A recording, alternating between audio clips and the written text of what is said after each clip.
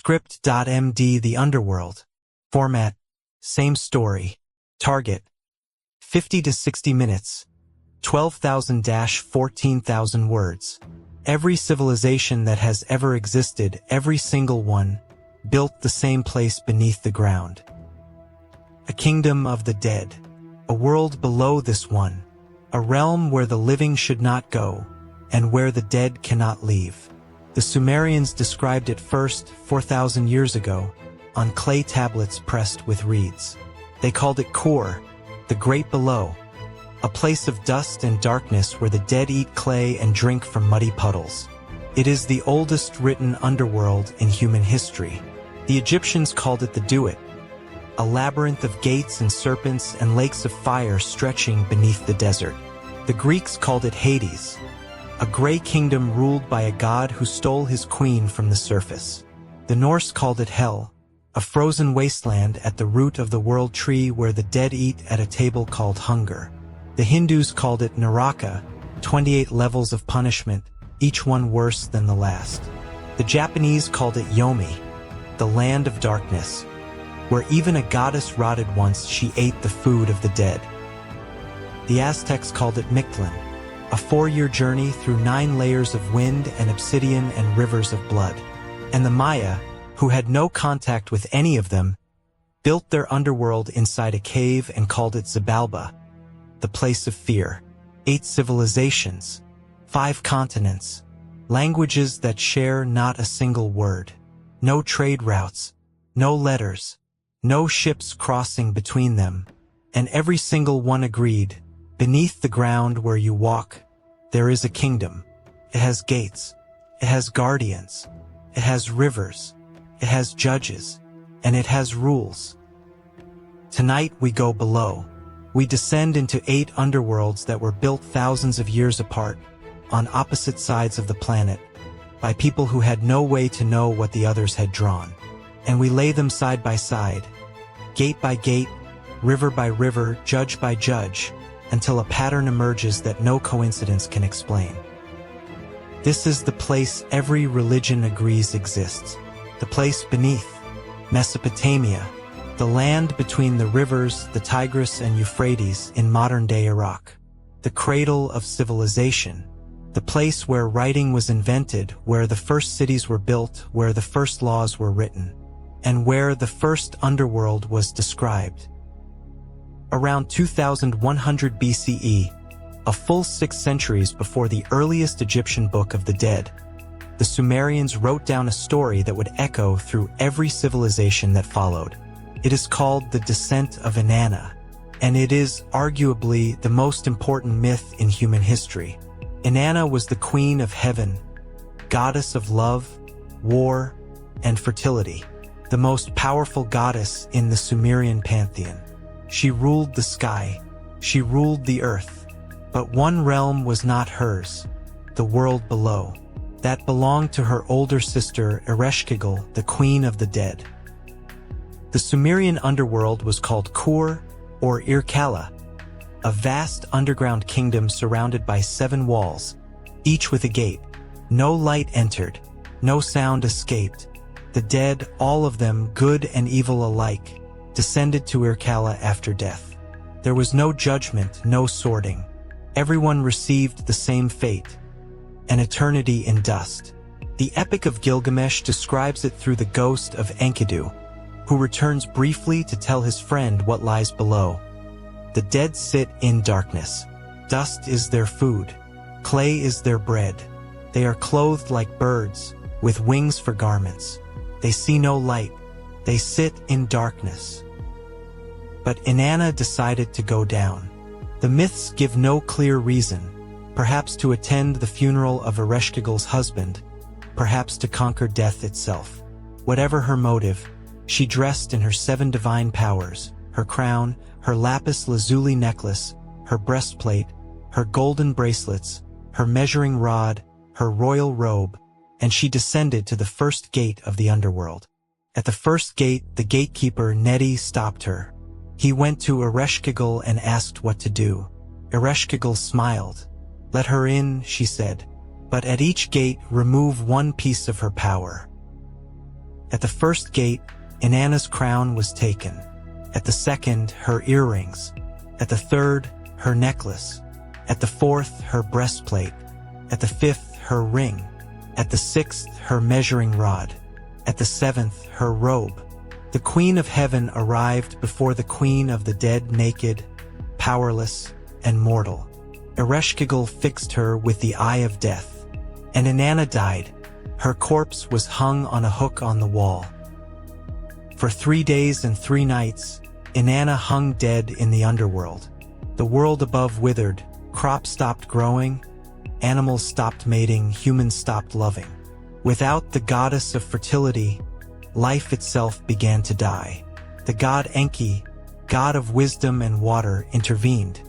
He created 2 genderless beings from the dirt beneath his fingernails and sent them to the underworld with the food and water of life. They sprinkled it on Inanna's corpse. She revived. But there was a rule, the rule of the underworld, a rule that would appear in every underworld that followed. No one leaves without a substitute. Someone must take your place. The dead do not simply walk out. The balance must be maintained. Inanna returned to the surface and found her husband, Dumuzi, sitting on her throne, feasting, showing no grief for her death. She fixed him with the eye of death, the same gaze that had killed her, and the demons of the underworld dragged him below to take her place. Eventually, a compromise was reached. Dumuzi would spend half the year in the underworld and half the year above, explaining the Sumerians believed why the seasons change. Life and death rotating, above and below taking turns. If that sounds like the Greek myth of Persephone, Hades kidnapping a goddess, forcing her to spend half the year underground, causing winter on Earth, that is because it is the same story, written more than 1,000 years earlier, in a language that shares not a single word with Greek. 7 gates, a stripping of power, death in the underworld, resurrection, a substitute, a cycle of seasons. The blueprint was written in Sumer. Everyone else, whether they knew it or not, followed it. Egypt, 3,000 years before Christ, the most elaborately mapped underworld in human history. The Egyptians did not simply believe in an afterlife, they drew it, in extraordinary detail. On papyrus scrolls sometimes 60 feet long, they mapped every corridor, every gate, every creature, and every test that the dead would face beneath the ground. They called this map the Book of the Dead. Its real name in Egyptian was the Book of Coming Forth by Day, because the entire point of the underworld was not to stay there. It was to pass through it and come back into the light. When an Egyptian died, the journey began. The soul, called the Ba, left the body and descended into the Duat. The Duat was not simply underground. It was a mirror of the world above, a twisted, dangerous version of the Nile Valley, lit by a sun that traveled through it at night. Every evening, when Ra's solar boat sank below the western horizon, it was entering the Duat. Every morning, when it rose in the east, it had survived the passage. The dead had to make the same journey, 12 hours, 12 regions, each one guarded by demons and serpents and locked gates that would only open if you spoke the right words. At each gate, a guardian asked the same question. What is my name? If the dead person knew the name of the guardian, and the name of the gate, and the name of the bolt, and the name of the doorpost, the gate opened. If they did not, they were devoured. This is why the Book of the Dead was buried with the body. It was not a prayer book. It was a cheat sheet, a literal guidebook for the dead, containing every name, every spell, every password they would need to navigate the underworld. The Egyptians took this so seriously that the wealthy had custom versions made. A pharaoh's Book of the Dead was illuminated in gold, with personalized spells for the specific demons he expected to face. A commoner's version was shorter, cheaper, sometimes with the name left blank, filled in by a scribe at the last minute, like a form letter for the afterlife. But the most important moment came in the Hall of Two Truths, the Hall of Ma'at. Here, The dead person's heart was placed on one side of a golden scale. On the other side, a single feather, the feather of Ma'at, the goddess of truth and cosmic order. Anubis, the jackal-headed god, held the scales. Thoth, the ibis-headed god of writing, recorded the result.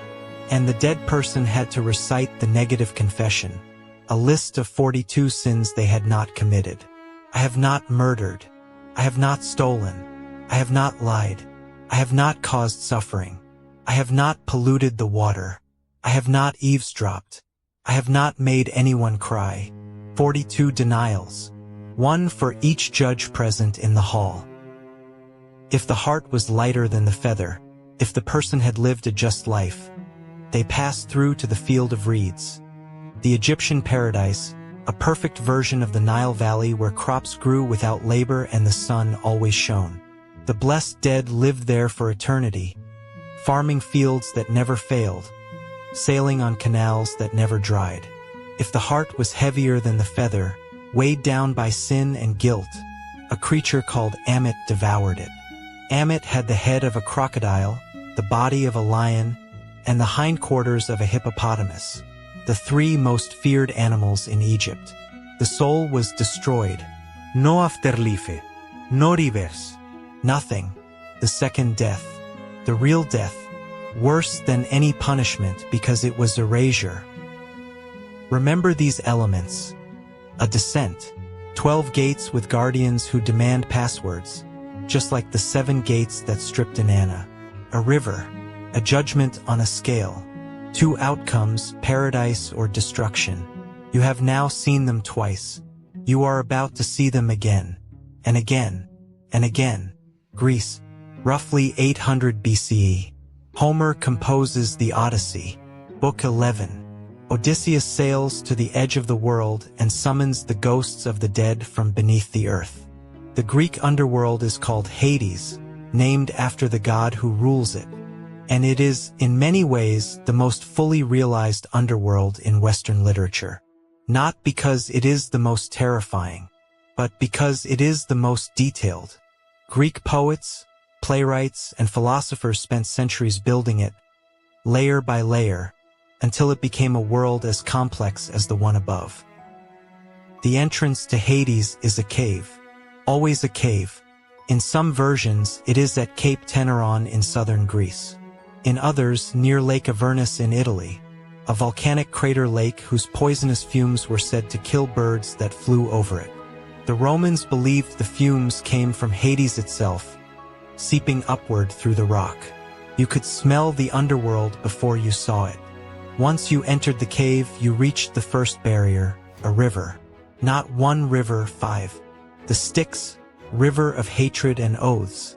The river on which the gods themselves swore their most unbreakable vows. The Acheron, river of pain. The Lethe, river of forgetfulness. One sip and you lost all memory of who you were. The Phlegethon, river of fire that burned without consuming. And the Cocytus, river of wailing, where the most sorrowful of the dead cried for eternity. To cross the Styx, you needed a ferryman. His name was Charon, an old, ragged figure who pulled his boat through the dark water. But Charon did not ferry anyone for free. You had to pay. 1 obol, a small coin. This is why the Greeks placed a coin in the mouth or on the eyes of their dead. If you could not pay, you wandered the shores of the Styx for 100 years. Not dead, not alive, just waiting. On the far shore, a guardian waited. Cerberus, a 3-headed dog, sometimes depicted with 50 heads, sometimes with serpents growing from his back and a mane of snakes. Cerberus let the dead enter. He did not let them leave. He fawned on those coming in, wagging his tail. He devoured anyone trying to get out. His purpose was simple. The underworld was a one-way door. Beyond Cerberus, a judgment. 3 judges, Minos, Rhadamanthys, and Aeacus, weighed the deeds of the dead and assigned them to one of 3 destinations. Not 2 like Egypt. 3.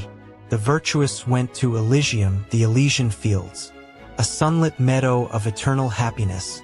similar to the Egyptian field of reeds. Heroes, philosophers, and the righteous spent eternity here in a land of perpetual spring, where flowers bloomed without seasons and music played without musicians.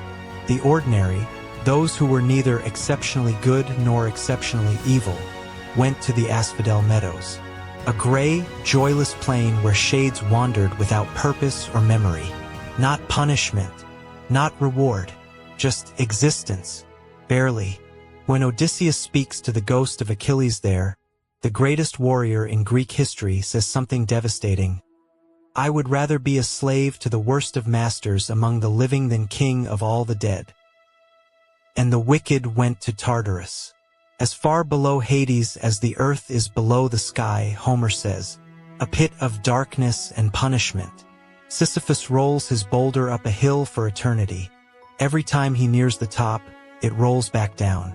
Tantalus stands in a pool of water beneath fruit trees. When he reaches for the fruit, the branches lift. When he bends to drink, the water recedes. Ixion spins on a burning wheel forever.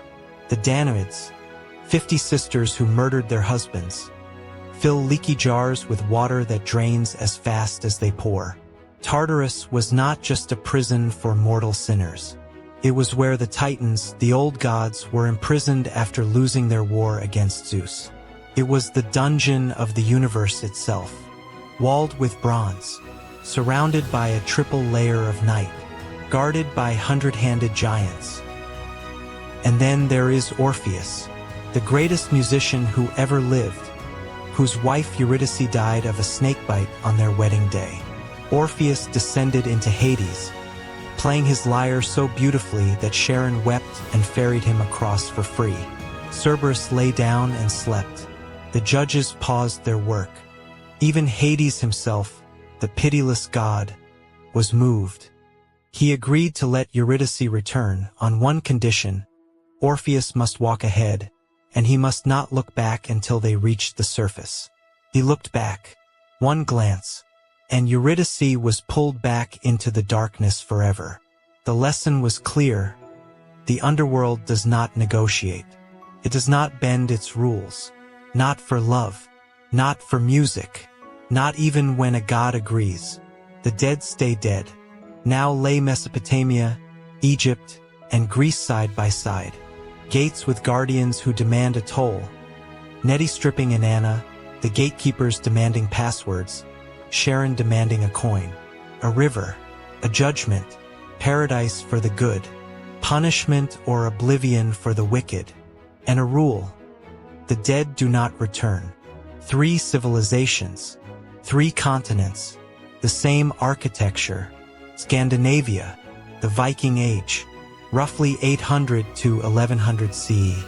And the Norse underworld is, in its way, the strangest of them all because it is cold. While every other civilization imagined the underworld as dark, or dusty, or burning, the Norse imagined it frozen. Their hell was not fire, it was ice. The Norse did not place their underworld in a cave. They placed it at the root of a tree, Yggdrasil, the world tree, an ash so vast that its branches held the heavens and its roots stretched into 3 cosmic wells. One root reached to Asgard, home of the gods. One root reached to Jotunheim, land of the giants. And one root reached down, far down, to a place called Niflheim, the land of mist, the land of ice, the land of the dead. Within Niflheim was Hel, both a place and a person. The goddess Hel was the daughter of Loki, the trickster god, and Angerboa, a giantess. She was described as half alive and half dead. One side of her body living flesh, the other side a rotting corpse. When the gods saw her, they recoiled.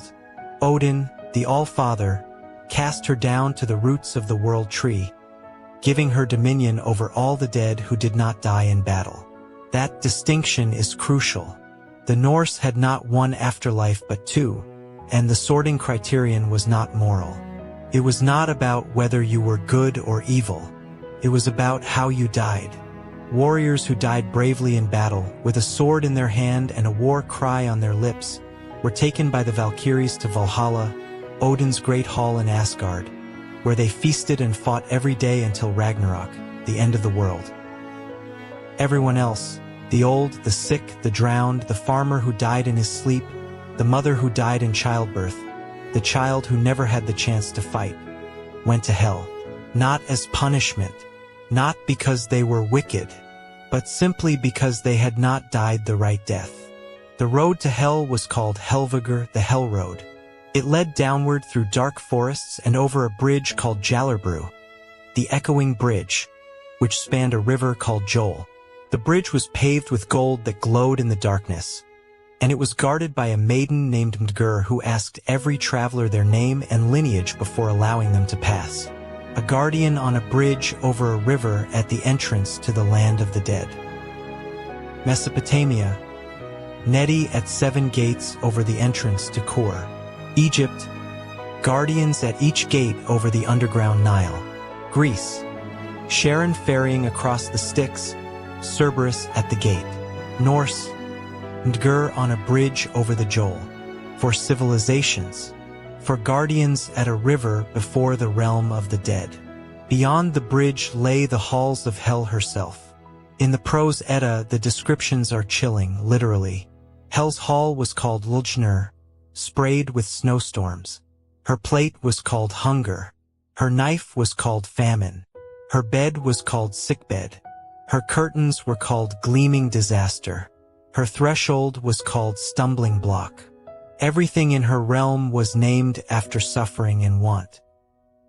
When Baldur, the most beloved of the Norse gods, was killed by a mistletoe dart thrown by his blind brother Hr, tricked by Loki, he went to Hel. The gods were shattered. They sent Hermr, Odin's own son, riding on Sleipnir, Odin's 8-legged horse, down the Hell Road for 9 days and 9 nights through valleys so deep and dark that he could see nothing. He crossed the Echoing Bridge. Mdgur told him that 5 battalions of dead had crossed before him, but the bridge rang louder under his single living weight. He reached Hel's hall and found Baldur sitting in the place of honor, pale and silent. Hermr begged Hel to release Baldur. Hel agreed, but only if every creature in the world wept for him.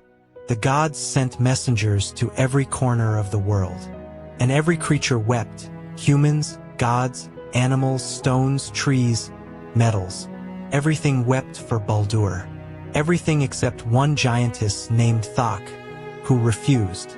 "Let Hel hold what she has," she said. Thok was believed to be Loki in disguise. Baldur stayed in Hel. Not even a god could leave. Until Ragnarok.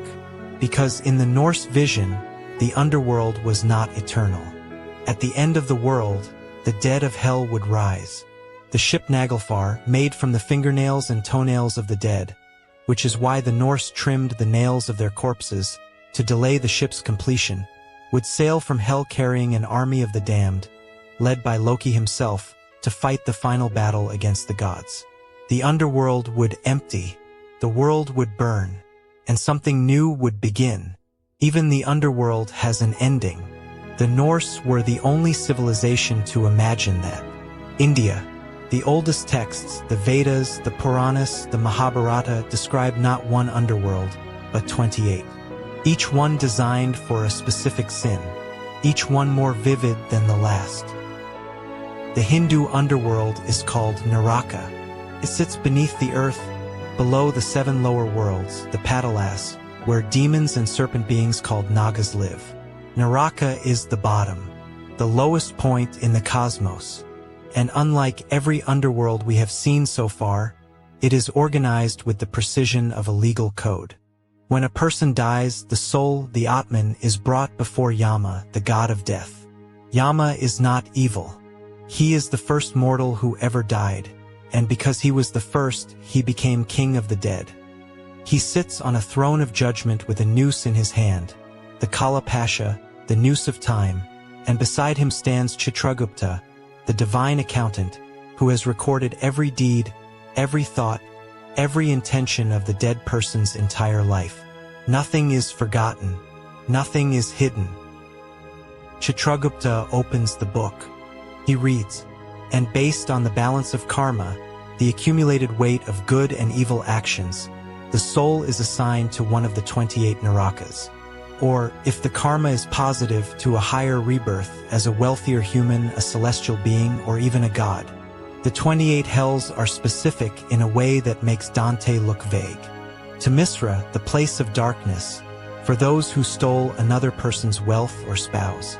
Rarava, the place of dread, for those who enjoyed pleasure at the expense of others. Here they are tortured by creatures called Rurus, serpents made of their own cruelty. Kamhipika, the cooking pot, for those who cooked animals alive. They are boiled in oil. Sci Patravana, the swordleaf forest, for those who abandoned their duty or violated religious law. The trees have leaves made of swords, and the damned are driven through the forest by dogs and vultures. The Garuda Purana, a text devoted entirely to death and the afterlife, goes even further. It describes the journey of the soul after death in excruciating detail. For the first 13 days, the dead person is given rice balls, pinda, by their living relatives, and each offering builds a new spiritual body part by part. Day 1, the head. Day 2, the eyes. Day 3, the nose. Without these offerings, the soul remains a formless ghost, a preta, wandering the earth in agony. The soul then travels the Vaitarni, a river of pus, blood, and filth, the Hindu equivalent of the Styx. Those who donated cows in life can cross by holding the tail of a celestial cow. Those who did not must swim through the filth. Avicii, the waveless, is the lowest and most terrible naraka, reserved for those who committed the 5 deadly sins: killing a Brahmin, stealing gold from a Brahmin, drinking alcohol, sleeping with one's guru's wife, or associating with someone who has committed these sins. In Avicii, the soul is crushed between mountains, dropped from great heights, boiled in oil, and burned in fire, but never destroyed. Because Naraka, unlike the Egyptian second death, is not permanent. This is the single most important difference between Eastern and Western underworlds. In Hinduism, the underworld is a way station, not a final destination. The soul suffers in Naraka until the bad karma is exhausted, like a prison sentence with a definite end, and then it is reborn.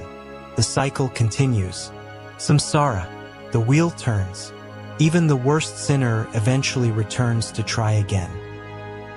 Buddhism adopted and expanded this system.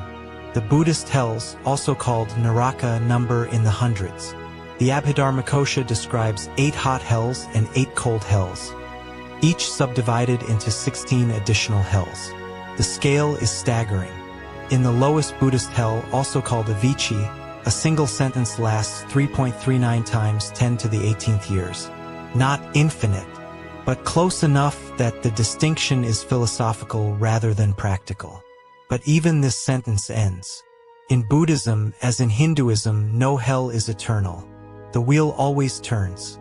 The soul always returns. Death is not the end. It is not even a punishment. It is a classroom. Remember that, because it is the single biggest difference between Eastern and Western underworlds.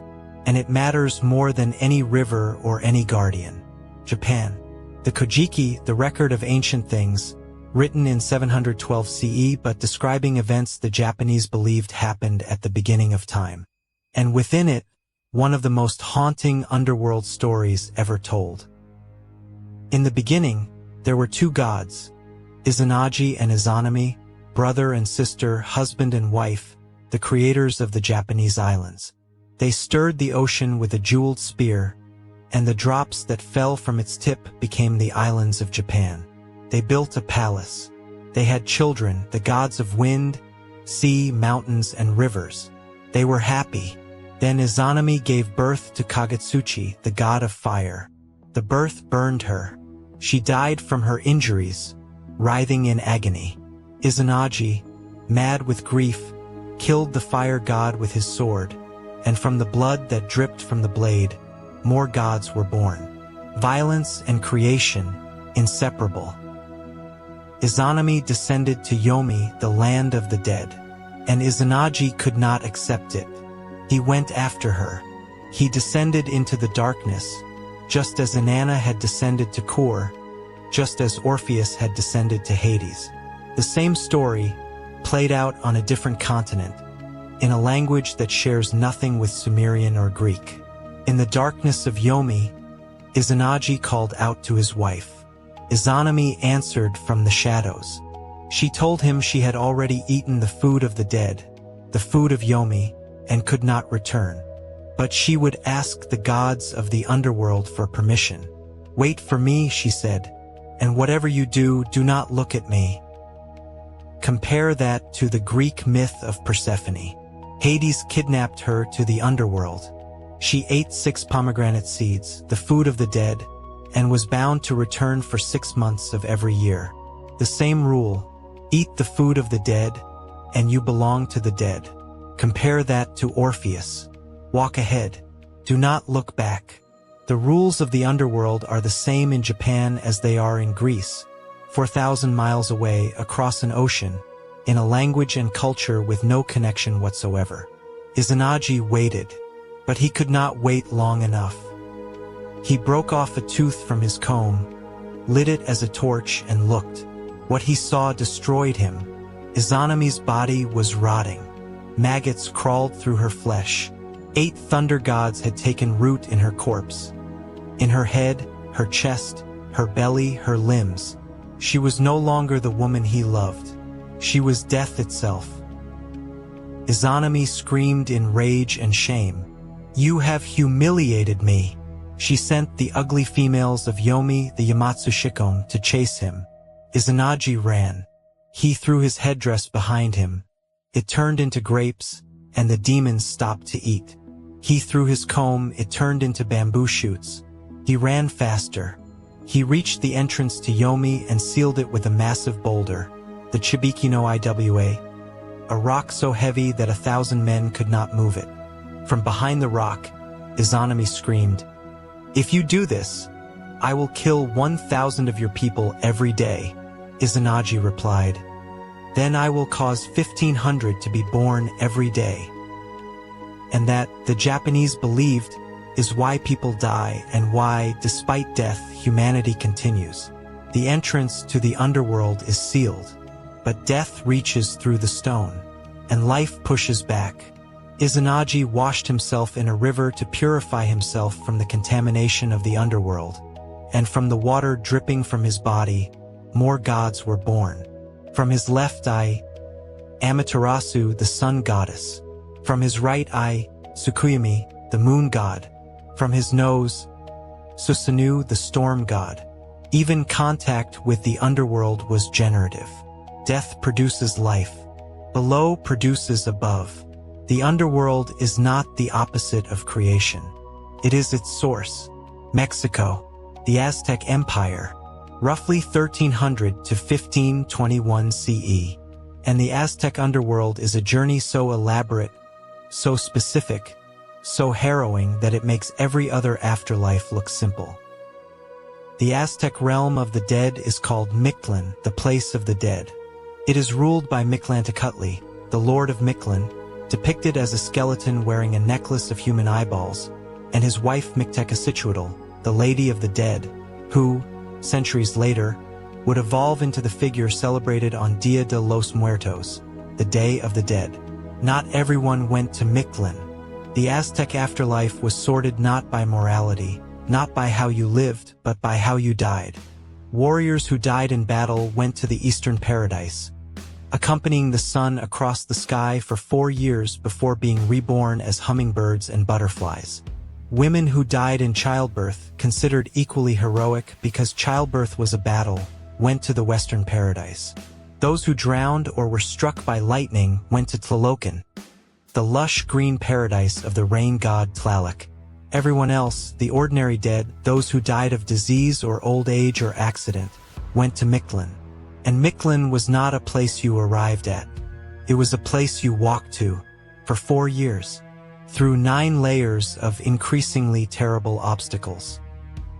The dead were cremated with a yellow dog, a Zoloit Squintly, whose spirit would guide them on the journey.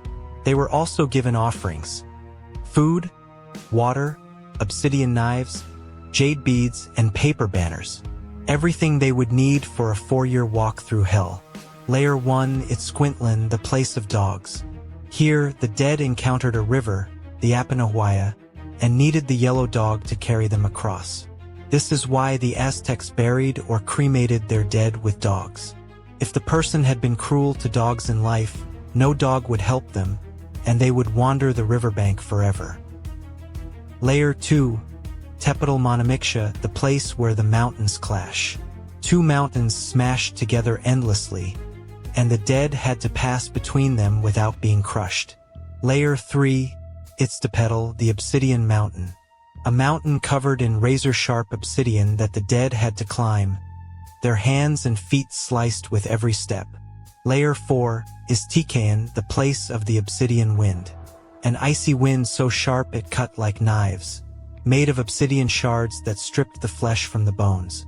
Layer 5, Panquetlacaloyan, the place where bodies are banners. The dead were buffeted by winds so strong that their bodies flapped like flags hung from poles. Layer 6, Tamiminaloyan, the place where people are shot with arrows. Invisible hands shot arrows at the dead from every direction. Layer 7, Teokoyakualoa, the place where beasts eat hearts. Wild beasts, jaguars and wolves, tore open the chest of the dead and ate their hearts. Layer 8 is Mictlan Apakalalka, the place of obsidian of the dead.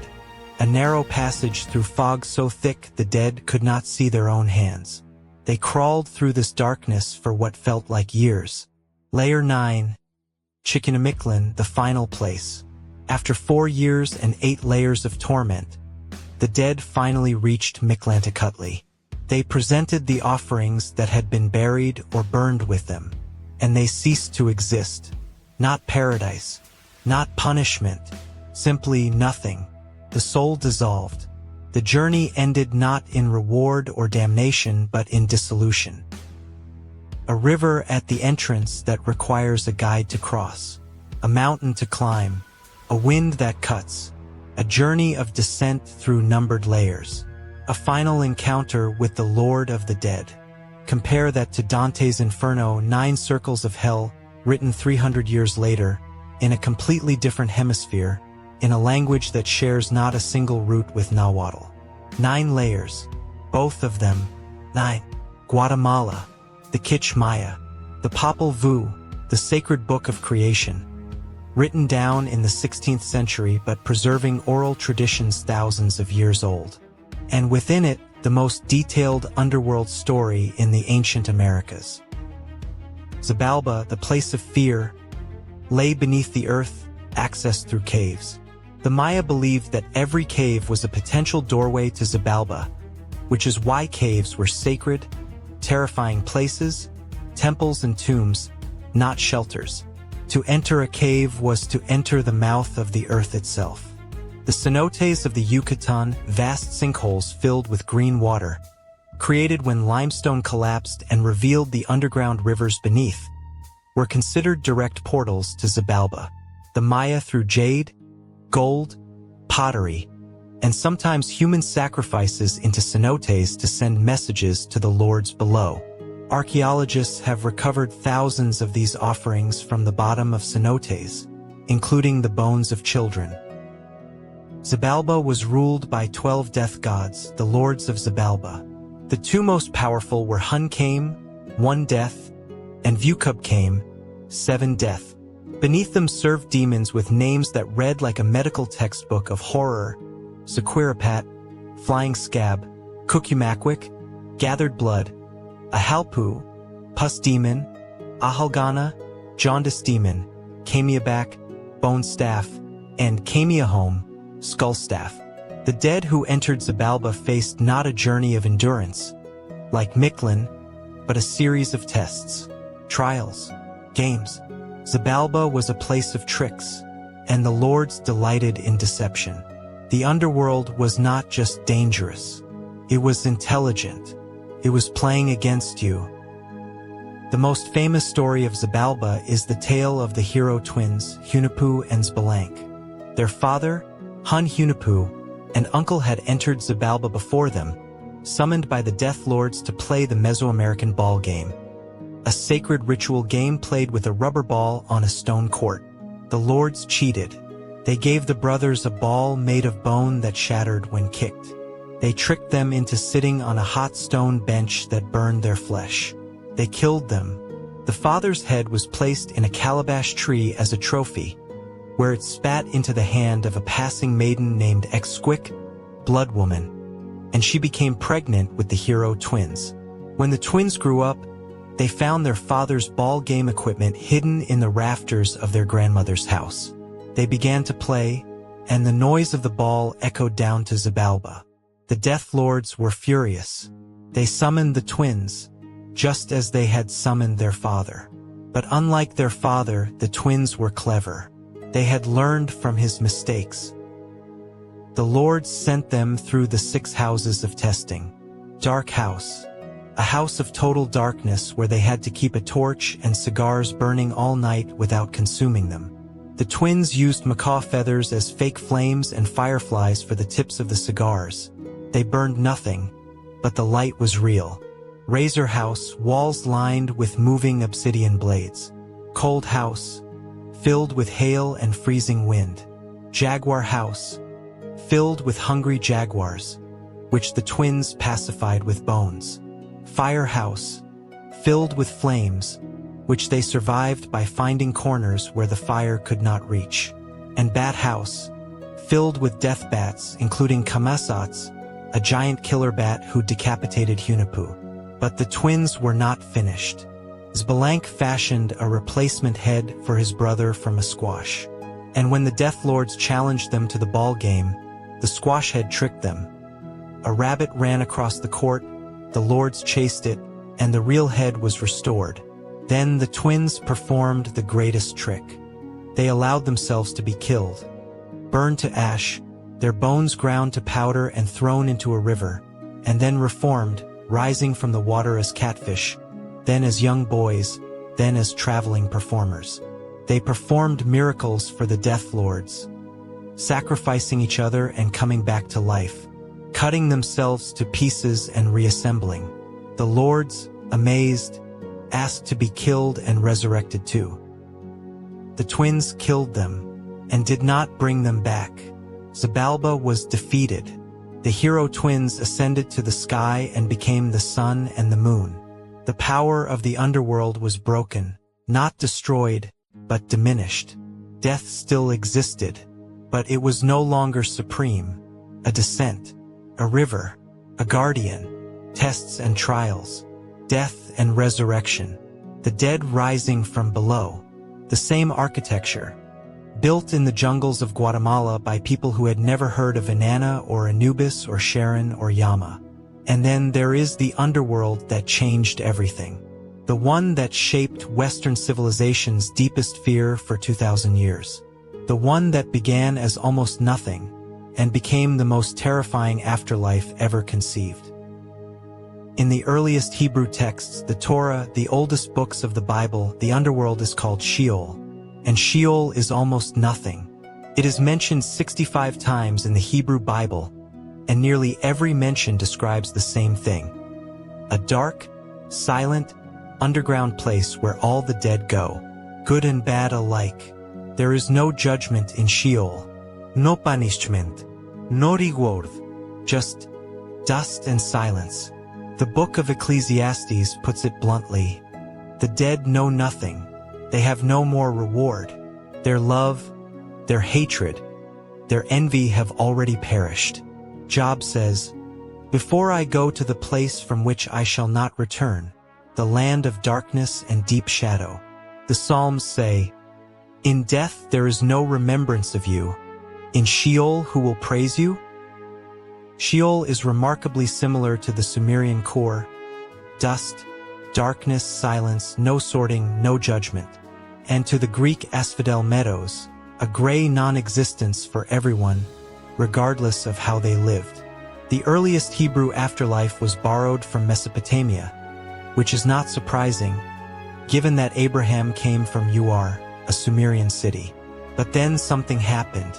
Between roughly 200 BCE and 100 CE, during the intertestamental period, when Judaism was under Greek and then Roman influence, the concept of the afterlife underwent a revolution. Contact with Persian Zoroastrianism introduced the idea of a cosmic battle between good and evil, a final judgment, and a resurrection of the dead. Contact with Greek philosophy introduced the idea of the soul as separate from the body. And contact with Egyptian culture introduced the idea of a detailed moral accounting after death. The Book of Enoch, the Book of Jubilees, and other apocalyptic texts began to divide Sheol into compartments. One section for the righteous who would be rewarded. One section for the wicked who would be punished. A judgment was introduced. Angels were assigned to guard the divisions. Fire appeared for the first time. And a new word entered the vocabulary. Gehenna, named after the valley of Hinnom outside Jerusalem. Gu Hinnom in Hebrew, a real place where, according to the books of Kings, children had once been sacrificed to the Canaanite god Moloch by being burned alive.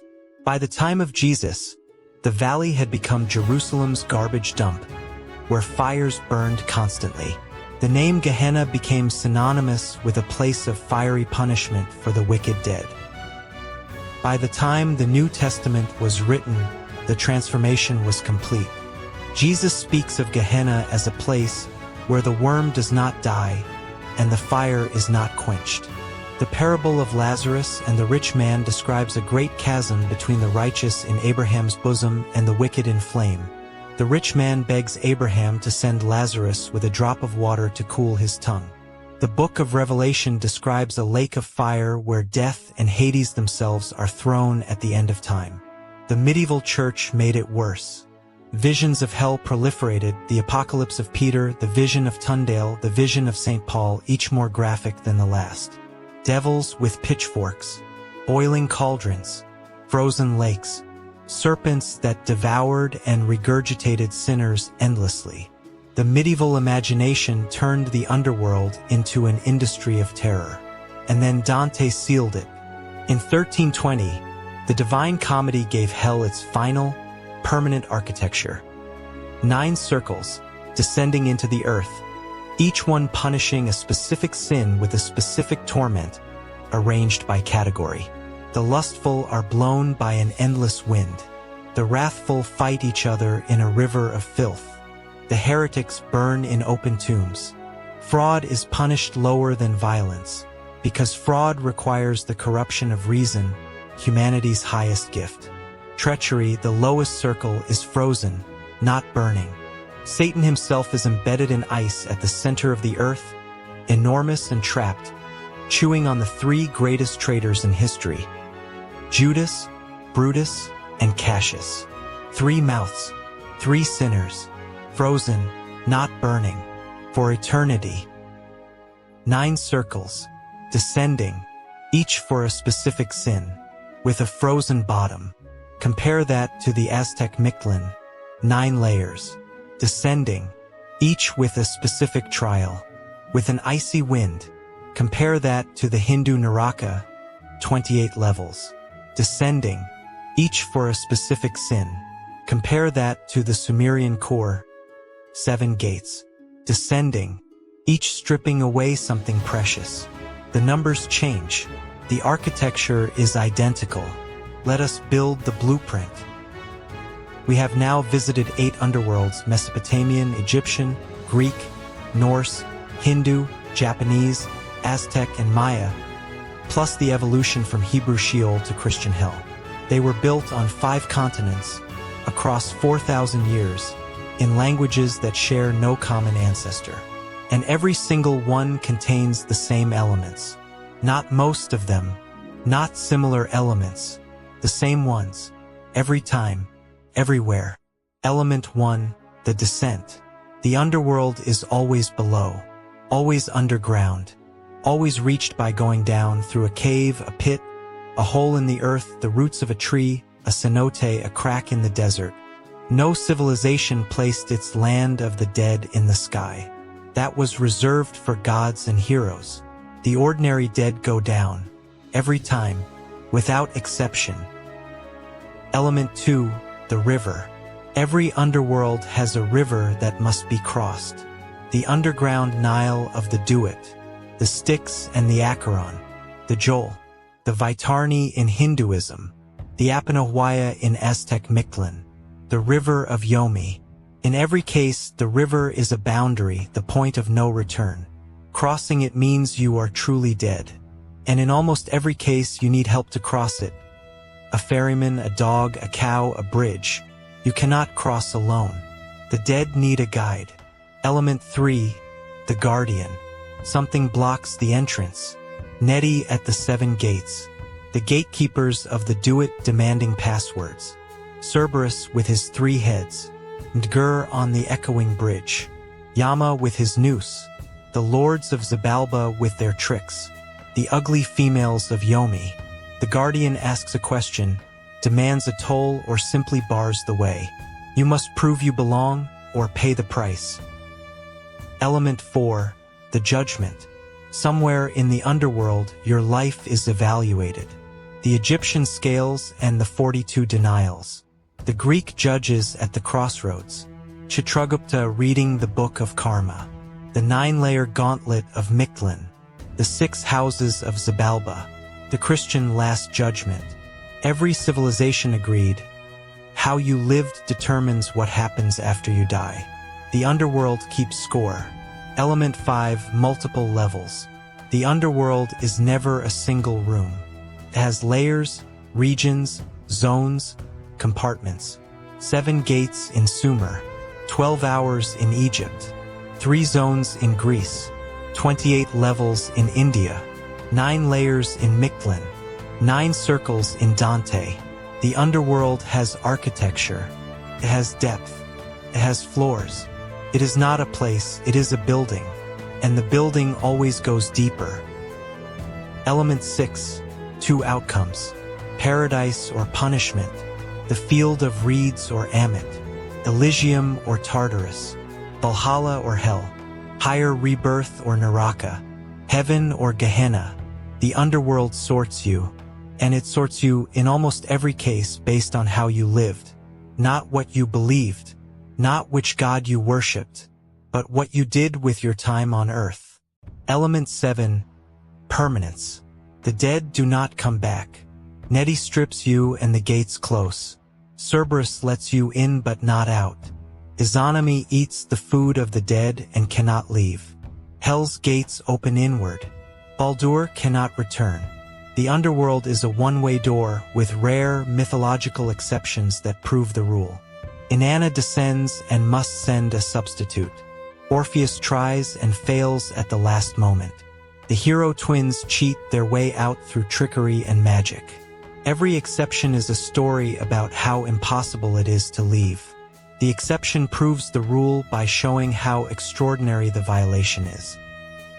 7 elements, 8 civilizations, 0 contact, a descent, a river, a guardian, a judgment, multiple levels, 2 outcomes, permanence, the same blueprint, built independently, on every continent, in every millennium, by people who had no way of knowing what the others had drawn. This is not coincidence. This is architecture. So why did every civilization on Earth, separated by oceans, mountains, deserts, and millennia, build the same underground kingdom? Theory 1, caves. Humans have been burying their dead for at least 100,000 years. Neanderthals did it before Homo sapiens. And where did they bury them? In caves, underground, in holes. For 100 millennia, 1,000 centuries, every human who died was placed beneath the surface of the earth. The underworld is not an invention. It is a memory. The dead are down there because we put them down there. And then, across thousands of years, we built stories about what happened to them once we sealed the entrance. Theory 2, underground rivers. Caves have rivers. Every civilization that explored caves, and early humans explored many, leaving paintings and handprints miles underground, found water flowing through the darkness beneath the earth. The underworld river is not a metaphor. It is a geological fact. The Styx, the Apanahuaya, the Joel, the Vaitarni, they are all echoes of real rivers, flowing through real caves, in a real darkness that no ancient human could fully explain. You go underground, you find water. From there, the myth writes itself. Theory 3, volcanoes. The idea of fire beneath the earth central to Naraka, Gehenna, Tartarus, and the Christian hell may come from volcanic activity. Ancient peoples living near volcanoes saw fire erupt from underground. They felt the earth shake. They smelled sulfur, brimstone.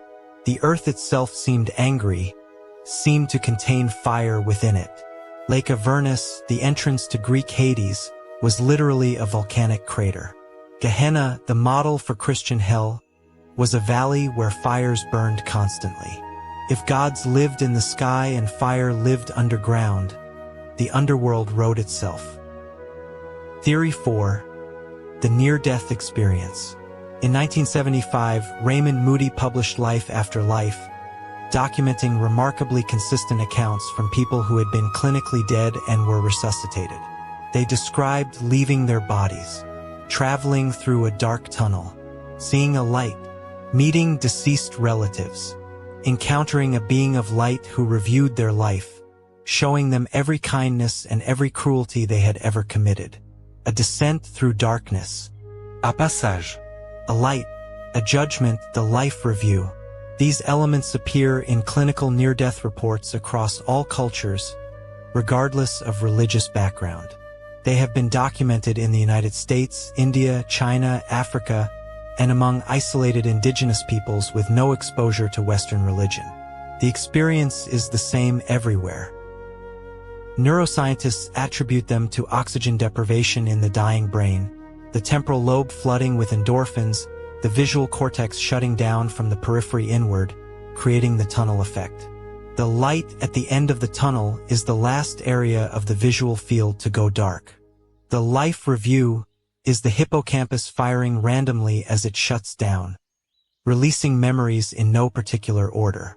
If dying brains produce the same hallucination across all humans, a descent, a passage, a light, a review of one's life, then every civilization would independently report the same underworld.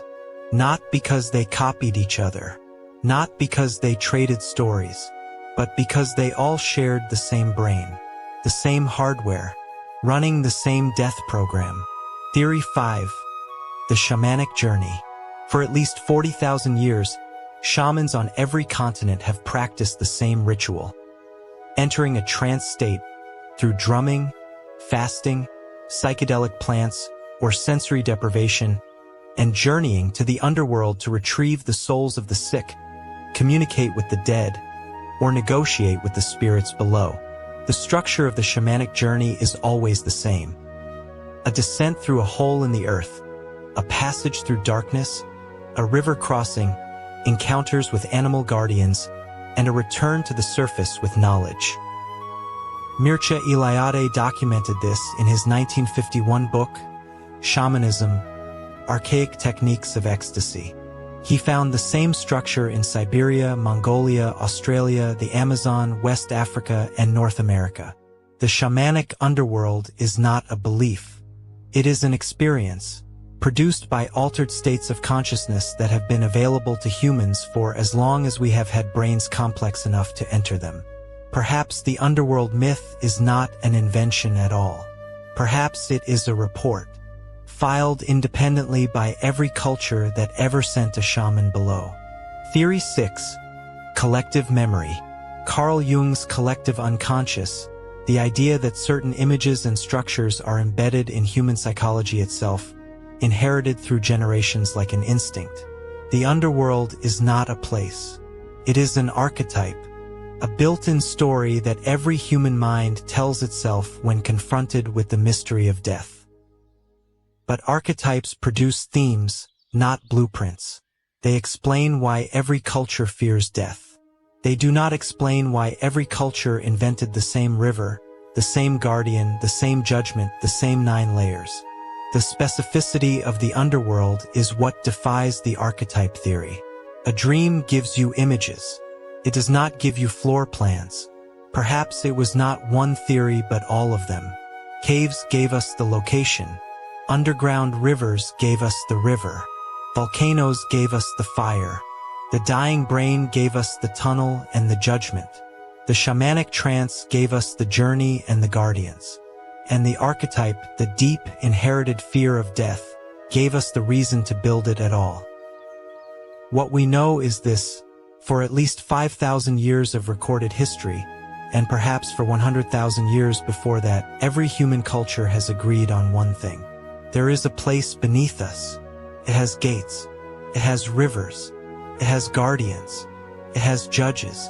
And it decides what happens to you after you die. Not based on what you believed, not based on which god you worshipped, but based on how you lived. Every religion agrees on that. And that, more than the rivers, more than the guardians, more than the 9 layers, is the detail that should keep you awake tonight. 8 civilizations looked at death and built the same kingdom. They gave it gates and rivers and judges and rules. They gave it layers and guardians and tests. They placed it beneath their feet, in the darkness, under the ground they walked on every day. And every single one of them said the same thing: what you do while you are alive is the only thing that matters when you are dead. Every religion told the same story. This one was built underground. Next time on Deja Myth, we go to the very beginning. Before the gods. Before the earth. Before time itself.